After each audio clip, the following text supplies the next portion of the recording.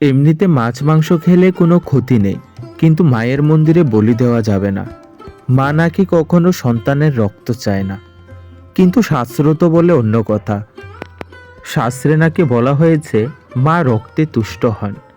বন্ধুরা, তোমরা হয়তো অনেকেই দেখেছ ইদানিং মাতার বাড়িতে অর্থাৎ মাতা ত্রিপুরেশ্বরীর মন্দিরে বলি প্রথা নিয়ে নানা মুনির নানা মত। তোমরা বলি প্রথা নিয়ে কি বলতে চাও তোমরা কিন্তু অবশ্যই কমেন্টে জানাবে। আর সত্যি কথা বলতে, মাকে নিয়ে বলার মতো কোনো সাহস বা ক্ষমতা আমার নেই, তাই আমি তেমন কিছুই বলতে পারি না বলি প্রথা সম্পর্কে। কারণ এই বলি প্রথা আমাদের মাতার বাড়িতে প্রায় 500 বছরেরও পুরনো ঐতিহ্য, এবং প্রতিদিনেই এই পদ্ধতি অনুসরণ করেই মায়ের পূজা করা হয়। তোমরা যদি এই বলি প্রথা নিয়ে সম্পূর্ণ ভিডিওটি দেখতে চাও, তাহলে অবশ্যই আমি ডেসক্রিপশন বক্সে দিয়ে রেখেছি লিঙ্ক, তোমরা অবশ্যই দেখে নেবে।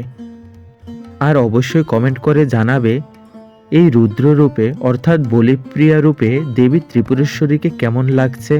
তোমরা কিন্তু অবশ্যই কমেন্ট করে জানাবে, এবং এই বলি সম্পর্কে সম্পূর্ণ বিষয়টি জানতে তোমরা আমার ডেসক্রিপশন বক্সে দেওয়া লিঙ্কে ভিডিওটি দেখে নেবে। জয় মা ত্রিপুরেশ্বরী, জয় মা বলিপ্রিয়ে, জয় ভগবতী।